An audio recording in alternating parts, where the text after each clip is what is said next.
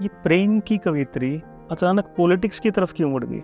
हाँ, लोग मुझसे कहते हैं कि अनामिका आप इतना अच्छा गाते गाते अच्छी अच्छी बातें करते करते अचानक से पॉलिटिक्स में कैसे गए। तो मैंने कहा अभी आपको बताया कि प्रेम के कई सारे स्वरूप होते हैं।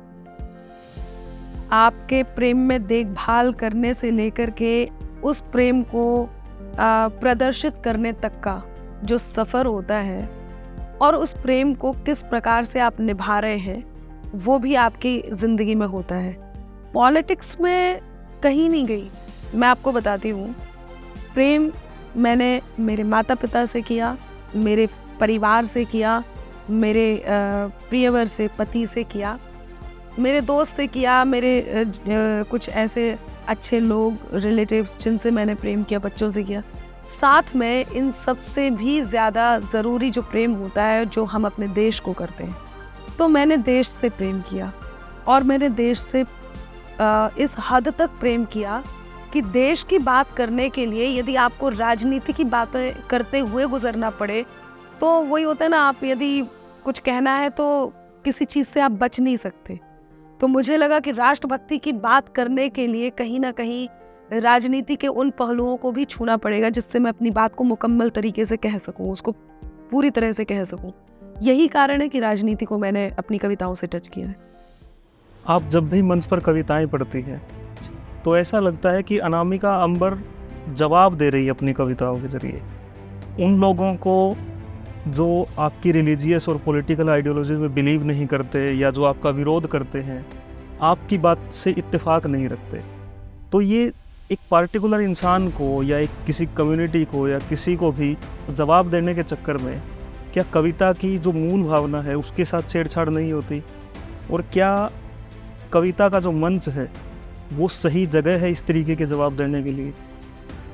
ये बहुत ही अलग सा और अच्छा प्रश्न है।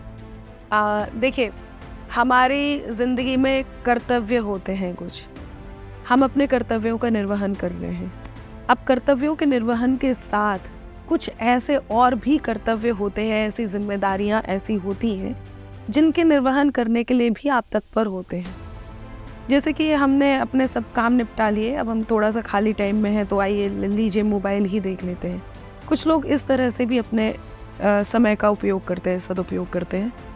मैंने कभी भी ऐसा नहीं हुआ है कि किसी को जवाब देने के चक्कर में या अपने विरोधियों के को ये बताने के चक्कर में कि मैं उनके अगेंस्ट कोई कविता लिख रही हूँ, मैंने अपनी मूल विधा छोड़ी हो, ऐसा कभी नहीं हुआ। मैं मंचों पे तब भी कविताओं के लिए जा रही थी, आज भी कविताओं के लिए जाती हूँ।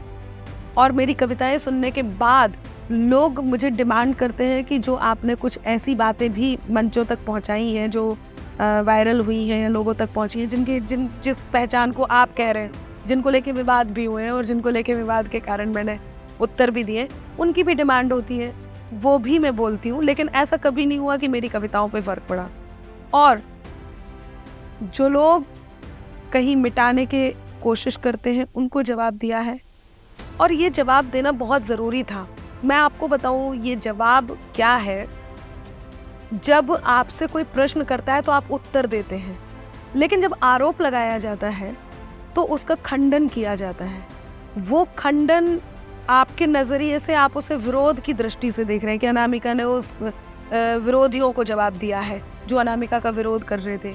मैंने किसी को जवाब नहीं दिया, मैंने केवल अपना पक्ष रखा है।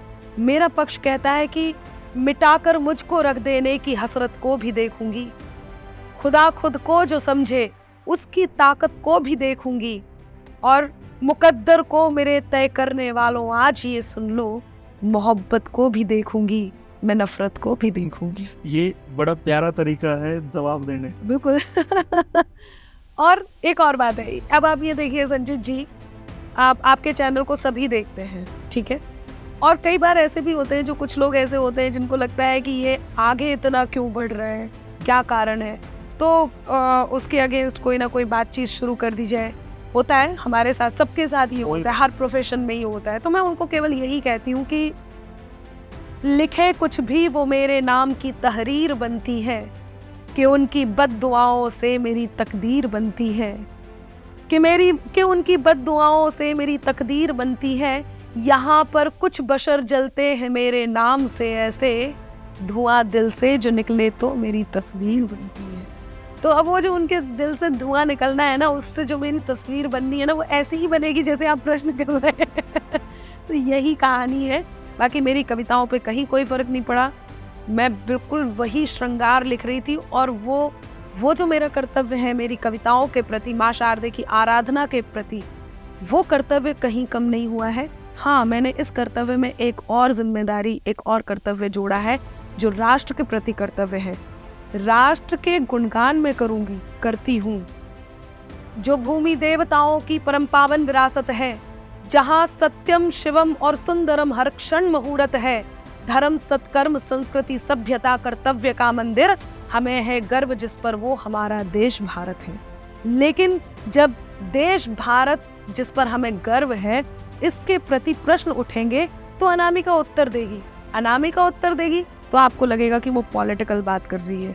अब यदि लगेगा तो लगता रहे। मैं तो यही कहूंगी कि किसी भी बात पर होती शिकायत हो तो हो जाए, जो ठाना है करेंगे हम हिमाकत हो तो हो जाए, न गद्दारी नहीं गद्दार अब मंजूर है हमको, सलामत देश हो मेरा बगावत हो तो हो जाए। तो यही है जो मैं करती हूँ।